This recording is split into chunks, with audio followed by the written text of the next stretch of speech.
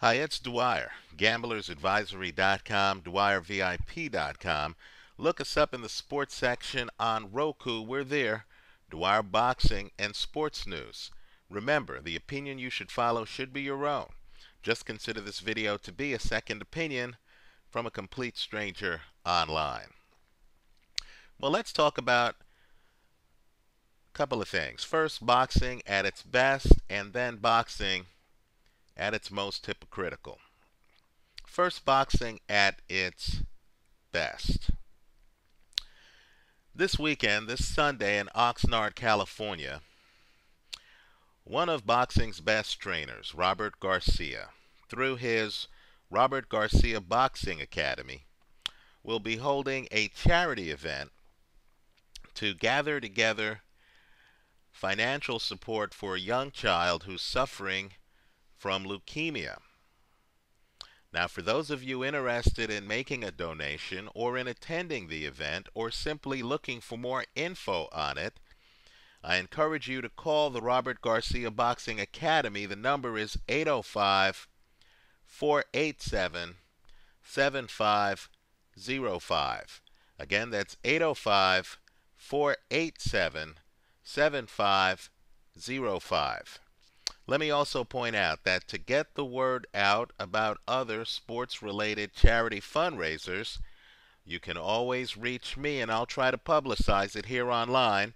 My number is 800-372-9983. Again, that's 800-372-9983.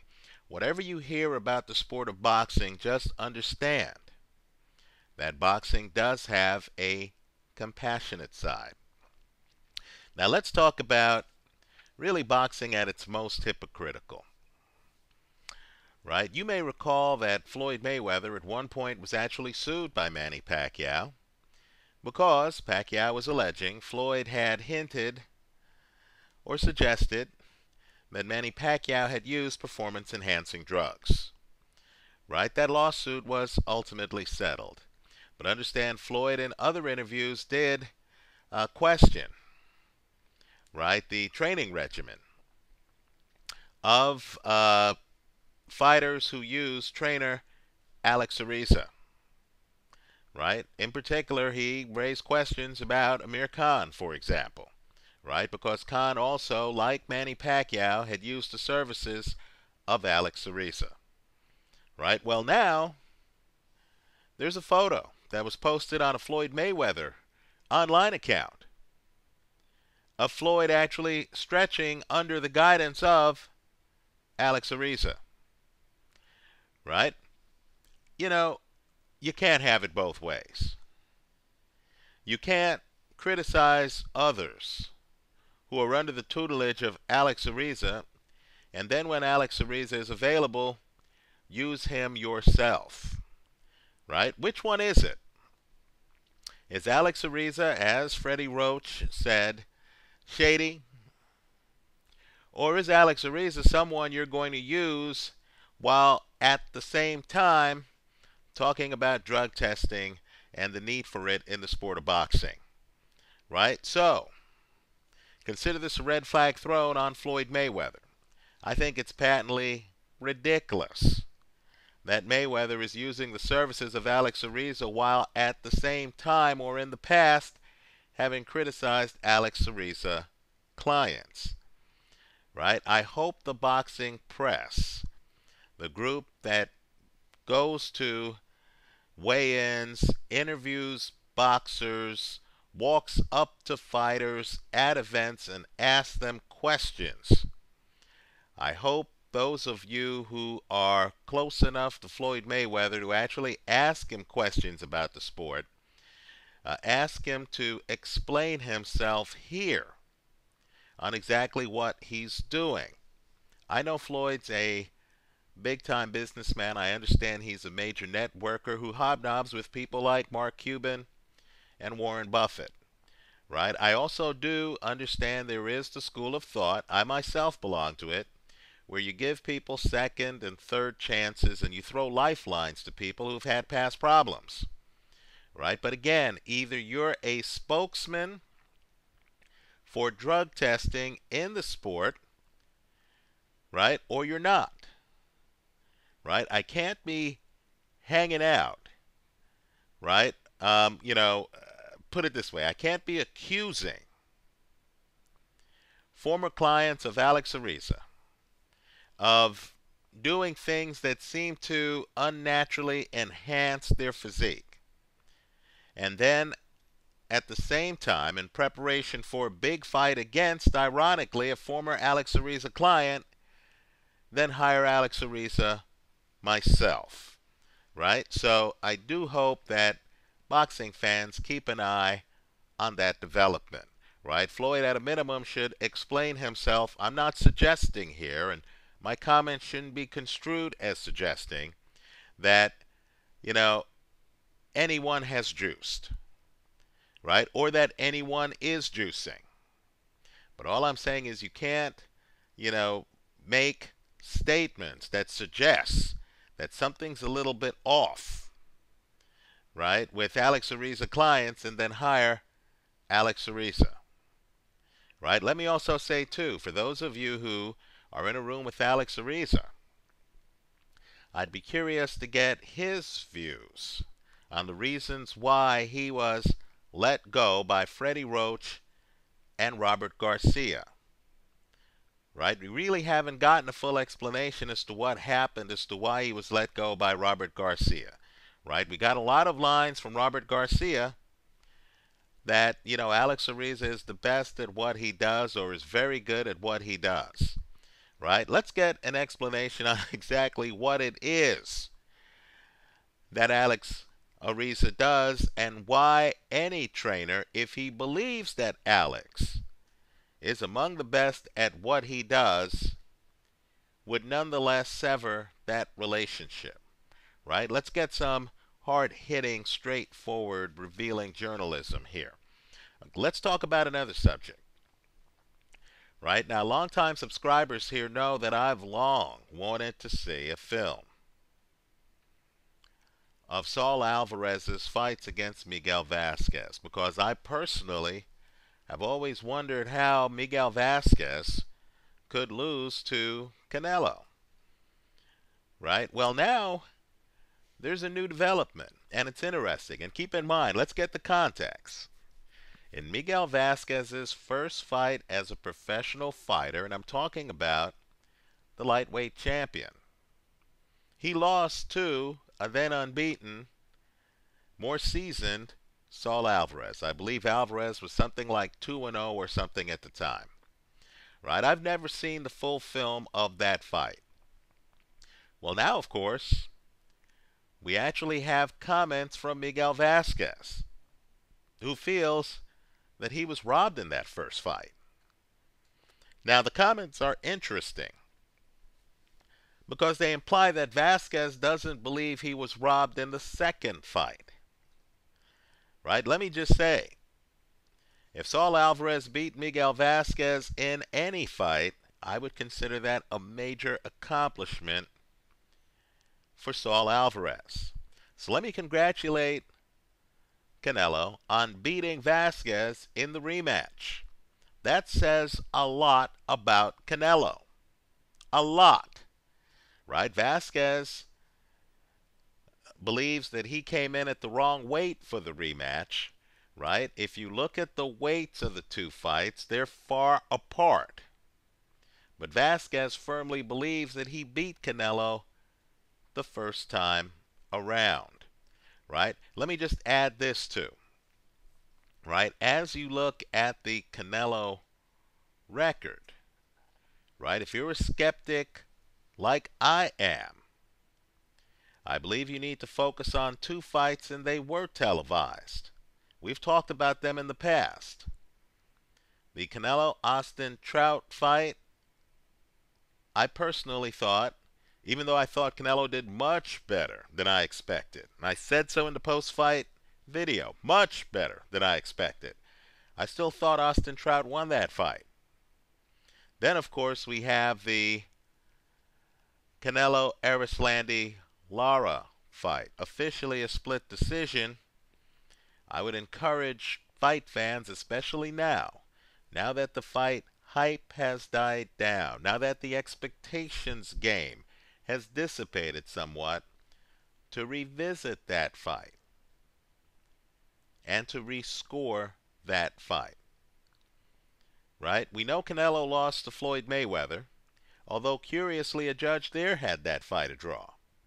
Right? I would argue that Canelo right now might be headed for a train wreck, because I think he's having a problem making weight at 154 pounds, right? Keep in mind that Ariza Lara fight was not at 154 pounds.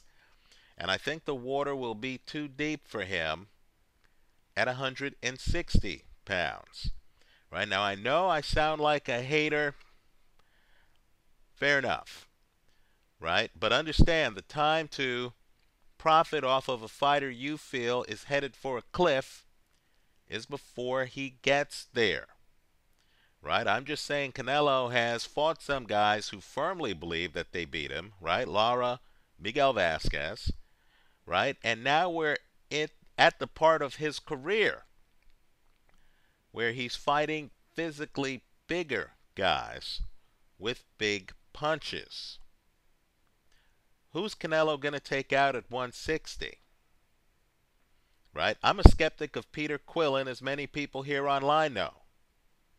But he's a big puncher. I'm a skeptic of Gennady Golovkin. By the way, when I say a skeptic, I'm not saying that I think these guys have no talent. No, I mean, you can be a skeptic of a guy you believe is a champion.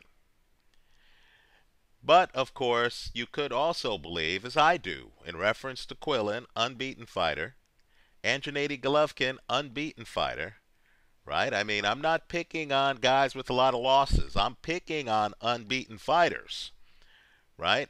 I believe both are a bit overrated. Understand, some people who are in the game on a much deeper level than I am, who have a lot more knowledge than I do, Floyd Mayweather, for example, believes in Peter Quillin, has said so in interviews. Let's just say he believes in Peter Quillin more than I do. Also, for the lighter hitting champions at 160 pounds, yes, I'm talking about Sam Solomon, right? Just understand, there again, I would take Solomon over Canelo, because I thought Canelo had a problem with Ariza Lara's movement. I believe Canelo doesn't have elite foot speed. I believe he was thoroughly outmaneuvered in his fight against Floyd Mayweather. Right?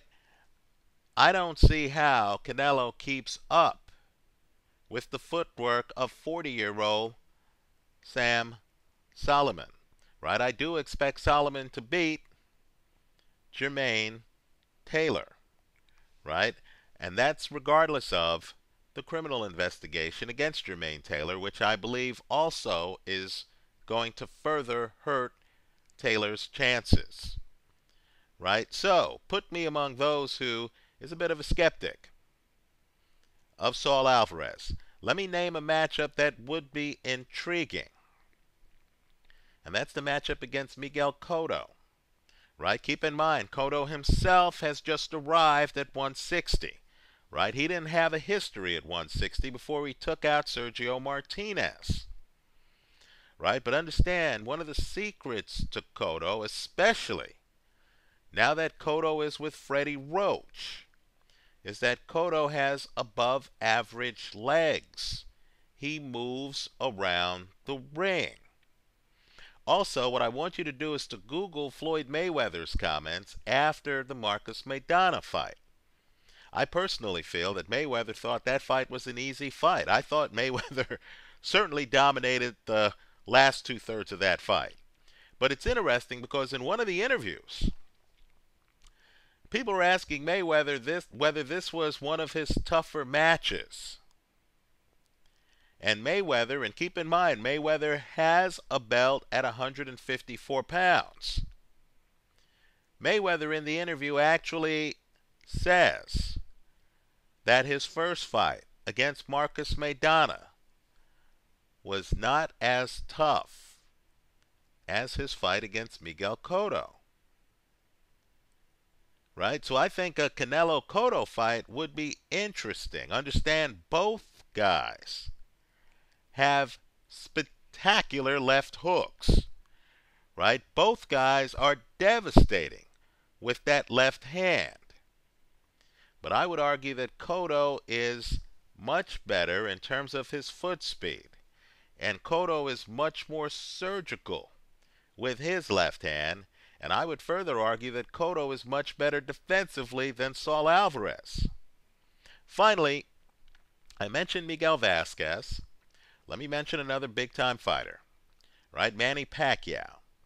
Now, Freddie Roach is openly saying that he'd like Pacquiao to leave the 147-pound weight class and to actually drop down to 140.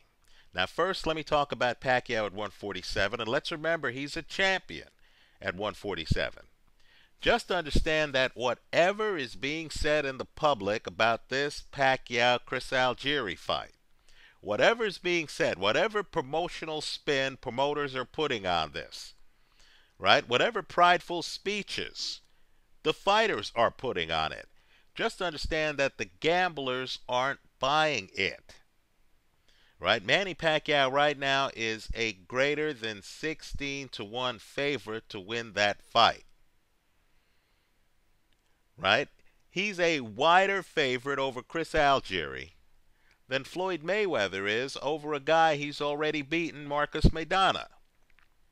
In other words, the fighters give Algieri little chance of winning the fight. Understand, what the gamblers are telling you is that if they fought 17 times, Manny Pacquiao would beat Chris Algieri 16 of the 17. Right? Now, I've told you in a prior video my opinion, which is that both Pacquiao and Mayweather are being protected. That their next fights really are jokes. Right? I personally feel that Algieri's going to have all kinds of problems with Manny Pacquiao. Right? Algieri's talking about keeping Pacquiao off of him with his jab. Good luck with that. Right? Keeping Pacquiao off of you with a jab, someone's got to tell me the fight in which that's worked. Right? Maybe the first Timothy Bradley fight. Okay, fair enough. But where else? Right? The Floyd Mayweather Marcus Maidana fight, you know, Maidana's not 22. He's not 23. He's older. I don't think Maidana can do much else than he did in the first fight. Keep in mind how that first fight went. It'd be different if Floyd started fast. And then over the last 8 rounds, Maidana started catching up. So that by the end of the fight, we were saying lines like, oh, man, you know, if Maidana just fought the beginning of the fight like he fought the end of the fight, this could be different.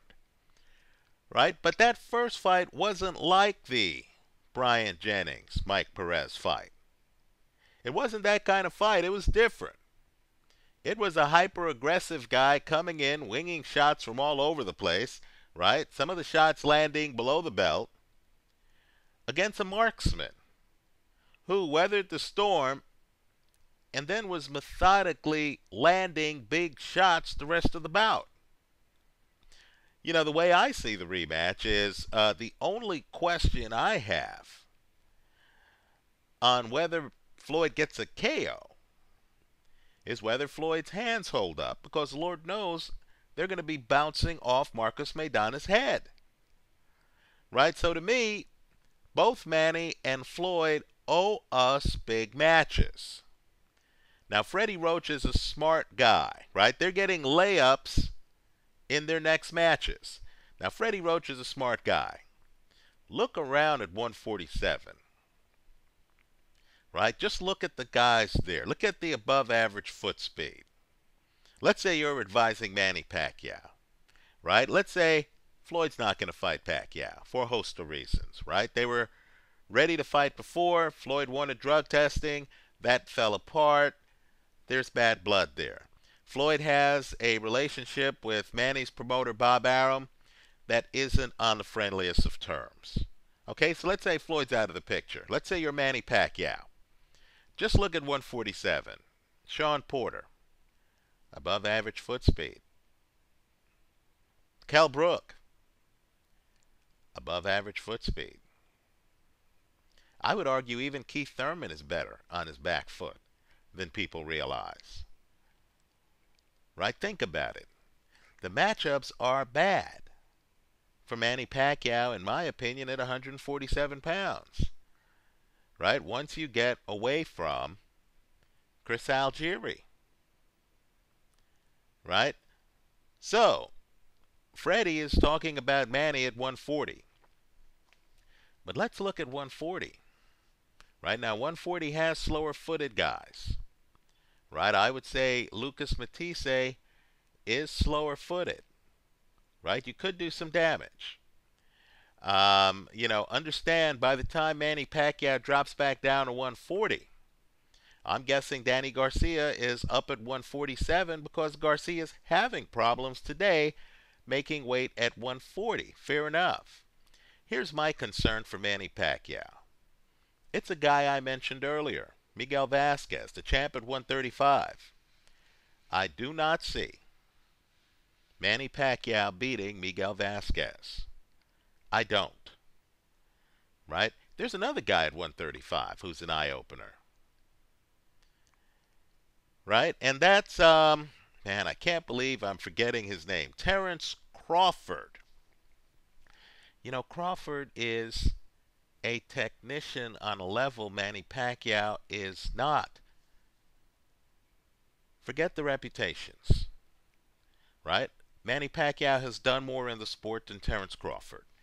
Right? He's been a champ in more weight classes. He's been around longer. He's had legendary fights that he's won as an underdog. Right? That De La Hoya fight remains a moment in time in the sport of boxing.